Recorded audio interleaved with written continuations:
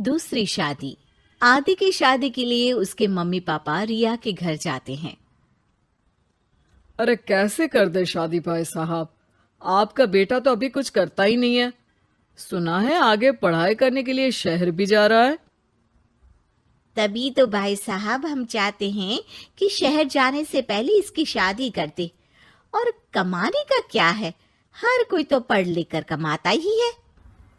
हाँ हाँ, और गांव का सबसे बड़ा मकान और समृद्ध परिवार से है आदि।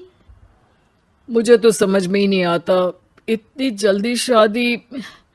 रिया भी अभी पढ़ रही है, इतनी अच्छी है वो पढ़ाई लिखाई में, कैसे शादी कर दूं।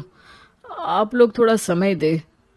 आदि के माता पिता घर चले जाते हैं, जहां आदि के पिता कहते हैं, अरे भाग्यवान, मुझे तो समझ ही नहीं आ रहा कि तू क्यों इतनी जल्दी आदि की शादी करवाना चाहती है। पढ़ लिख कर कमाई धमाई करने लायक हो जाए तो फिर कर देना शादी। अरे आप चुप रहिए। रिया जैसी लड़कियों के लिए शादी के रिश्तों की कमी है क्या? इतनी सुंदर, संस्कारी, पढ़ी लिखी और अच्छी परवरिश वाली लड़की है वो। मैं तो छोड़ ही नहीं सकती ये रिश्ता किसी भी कीमत में। बता दे रही हूँ, रिया की शादी आदि से ना कराई ना तो मैं जहर खाकर जान दे दूंगी।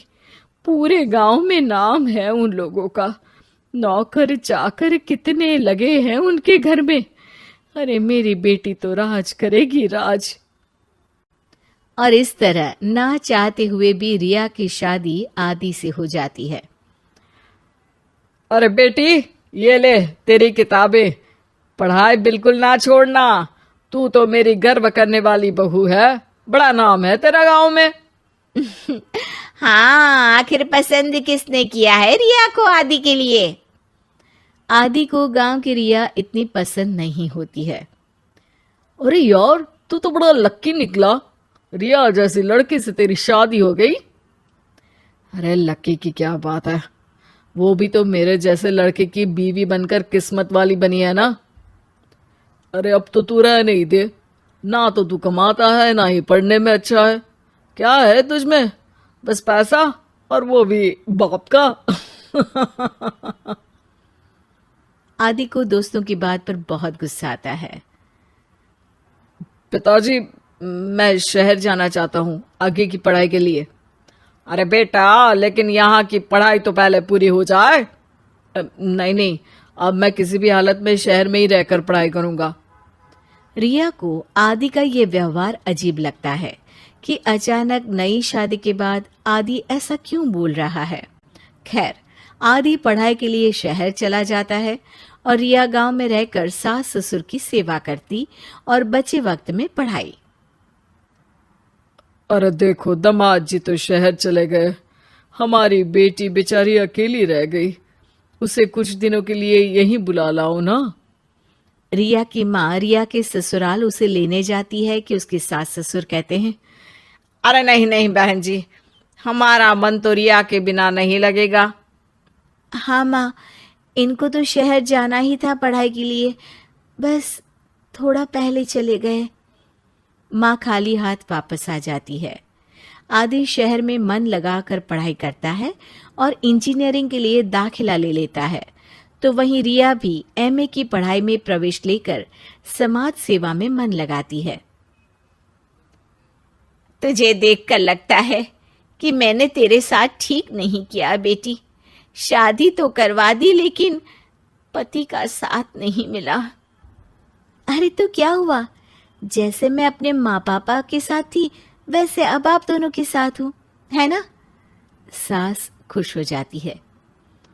अरे सुनो, बहू आदि लौट रहा है शहर से, वो कल आ जाएगा, तुम लोग तैयारी कर लो। रिया ये सुनकर खुश हो जाती है।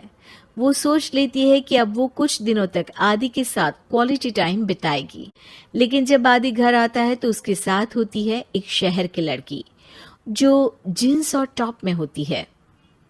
ये मेरी दोस्त है, मेरे साथ रहेगी। आदि उसे अपने मम्मी पापा से मिलवाता है लेकिन रिया से नहीं। रिया सबके लिए खाना लगाती है। अरे ये नौकरानी कितनी सुंदर है, खाना भी अच्छा बनाया है। अरे नहीं नहीं, ये नौकरानी नहीं, मेरी बहू यानी आदि की बीवी है। ये सुनकर लड़की शांत हो जाती है और आदि की तरफ देखने लगती है, फिर वहां से चली जाती है। अरे माँ, क्या जरूरत थी घर की कहानी बताने की? देखा, अब वो बुरा मान गई ना। वैसे भी मैं आप लोगों को बता देता हूं, मुझे रिया के साथ नहीं रहना। मैं शिवानी से प्यार करता हूं और उसी से शादी करूंगा। मैं रिया को छोड़ रहा हूं। आदि ये बोलकर उस लड़की के साथ शहर चला जाता है। रिया ये सब देखकर रोने लगती है, अपने कमरे में चली जाती है जहां सास ससुर उसके पीछे आते हैं। हमें माफ कर दे बेटा। वो दोनों उसके सामने हाथ जोड़ते हैं। आप लोग ऐसा क्यों बोल रहे हैं? ये तो मेरी किस्मत थी, पर अब मैंने सोचा है कि मैं भी आगे पढ़ाई करके आगे बढ़ूंगी। रिया पढ़ाई लिखाई करके पूरे जिले की कलेक्टर बनती है। आदि उसे छोड़कर शिवानी से शहर में ही शादी कर लेता है। फिर एक दिन रिया के ससुराल में, अरे बेटी रिया, तुझसे मिलने कोई आया है। कौन है माँ? हमें आपकी बहू के बारे में सब पता है। मैं आप लोगों से अपने बेटे के लिए आपकी बहू का हाथ मांगने आई हूं। रिया के सास ससुर और माता पिता ने मिलकर ये फैसला किया था कि वो रिया की शादी करवा देंगे। पूरे जिले में नाम कमा चुकी रिया की शादी उससे भी बड़े ओहदे के सिट से हो रही होती है कि शादी वाले दिन आदि भी वहां आ जाता है। अरे माँ, ये क्या हो रहा है? तेरी हिम्मत कैसे हुई घर में घुसने की? पूरे गांव में हम लोगों की नाक कटा अकेला छोड़ गया था एक लड़की के लिए, अब क्या लेने आया है? माँ, वो लड़की ठीक नहीं निकली। उसने मुझे धोखा दे दिया माँ। मैं रिया की कीमत समझ चुका हूँ। अरे इतने बड़े जिले की कलेक्टर है वो। मैं यहाँ नहीं था, फिर भी उसने आप लोगों का पूरा ध्यान रखा। बहुत लेट हो चुका है बेटा। रिया आज अपनी नई जिंदगी की शुरुआत करने जा रही है। अब उसे भी जीने का हक है। वो तेरी सुविधा से जिंदगी नहीं जी सकती। तूने तो हीरा खो दिया बेटा।